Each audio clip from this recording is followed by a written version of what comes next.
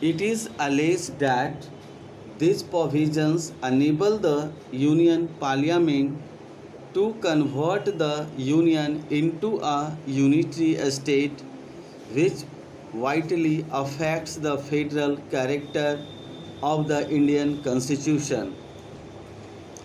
Do these provisions modify the federal character of the Indian Constitution? The correct view, observes Dr. V. N. Shukla, is that emergency provisions which come into operation only on the happening of the specific contingencies do not modify or destroy the federal system. It is rather a merit of the Constitution that it visualizes the contingencies when the strict application of the federal principle might destroy the basic assumption on which our Constitution is built. The Constitution, by adopting itself to a changed circumstances, strengthens the government in its endeavor to overcome the crisis. In an emergency, the behavior of each federal constitution is very much different from that in peacetime.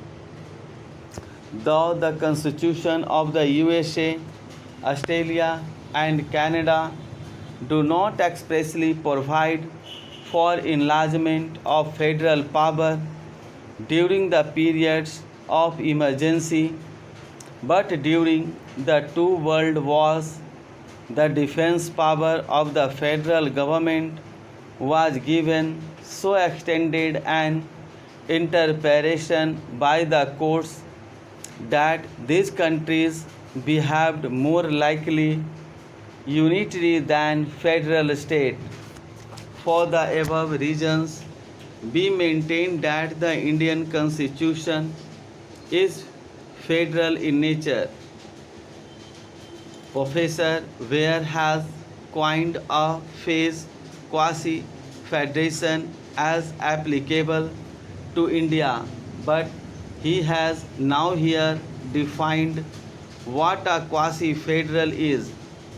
It is not necessary to use such a vague term quasi federal to characterize it. The term quasi federal is extremely vague as it does not denote how powerful the center is, how much deviation there is from the pure federal model, or what kind of special position a particular quasi federation occupies between a unitary state and a federation proper. The fundamental principle of federation is that the powers are distributed between the center and the state, and that is done by the Constitution. That is what the Constitution does. The states do not depend upon the center for a normal times. The center cannot intrude. It may be that the center has been assigned a larger role than the states, but that by itself does not detract from the federal nature of the Constitution.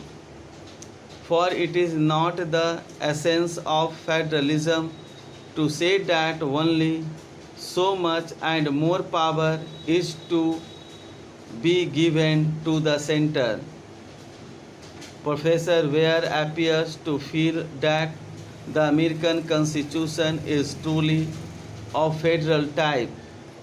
He says among examples of federal constitutions, there may be mentioned those of the United States, Switzerland, and Australia. It may, however, be clearly understood that The nature of federalism is more historical growth based on a nation's necessity.